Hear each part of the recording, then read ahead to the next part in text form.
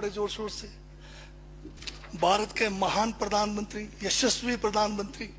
अब मैं ये पूछना चाहता हूं, भूटान को 10,000 करोड़, मंगोलिया को 70,000 करोड़, बांग्लादेश को 15,000 करोड़, मॉरिशस को 5,000 करोड़, नेपाल और अफ्रीका के देशों को 39 अरब करोड़, सरदार स्टैच्यू को 3,000 करोड़, उद्योगपतियों का ऋण माफ करने के लिए 5,55,000 करोड़, मोदी की विदेश यात्राओं पर 25,000 करोड़ और बीजेपी का मुख्यालय का 350 करोड़, मोदी और बीजेपी के विज्ञान पे 5,000 करोड़, मोदी की सुरक्षा में 24 घंटे में 1 करोड़ रुपए दिन का खर्च कर रहे हैं और साल में 591 करोड़ 30 लाख रुपए आप खर्च कर रहे हैं।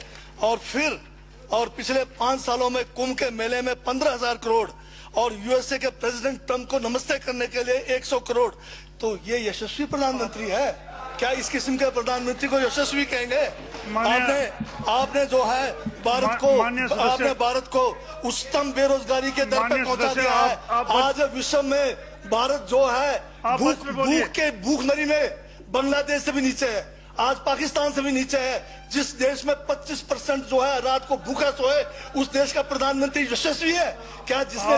जिसने देश की आर्थिकी को बिल्कुल नीचे कर दिया, छिन भिन कर दिया, जिसने जीडीपी खत्म कर दिया, जिसने नोटबंदी में लोगों को जो है नोटबंदी के तहत जो है लोगों को मरवा दिया, जिसने नौकरियां खत्म करा दी, जिसने महंगाई चरम पे पहुंचाई, जिसने पेट्रोल 100 रुपए कर दिया, डीजल 100 रुपए कर दिया, क्या वो यशस्वी है? क्या उसको यशस्वी कहेंगे आप?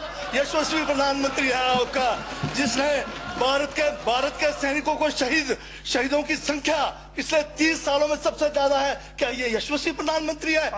जिसने देश के अंदर चीन को घुसा दिया, क्या वो यशस्वी प्रधानमंत्री है? बजट पे बोलिए। माननीय सभापति महोदय, ये बजट में जिक्र हुआ है यशस्वी प्रधानमंत्री का और मुझे उसका जवाब देने का पूरा अधिकार है, जो मुझे कोई छीन नहीं सकता है। ये क्या यशस्वी कहेंगे इसको आप?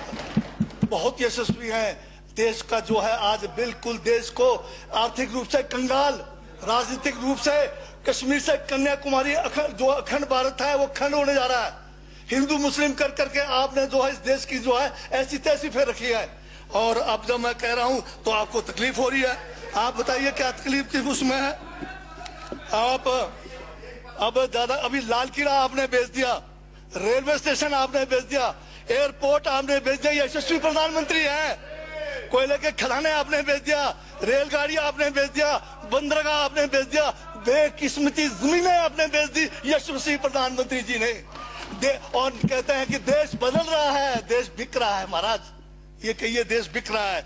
LIC तैयार है बेचने के लिए, IDB भी तैयार है, ये जो एयर इंडिया तैयार रखा हुआ है, BSNL बेचने वाले हैं, ONGC बेचने वाले हैं। छोड़ने वाले क्या? आखिर में ये देश को भी बेच के चले जाएंगे। क्या है उनका? एक झोला है, झोला लेके चल पड़ेंगे। ये है आपका यशस्वी प्रधानमंत्री। ये यशस्वी प्रधानमंत्री है। दाढ़ी बढ़ाने से टैगोर नहीं बन जाते। टैगोर के गुण लाने के लिए दोबारा जन्म लेंगे 100 बार, तब भी नहीं आएगा।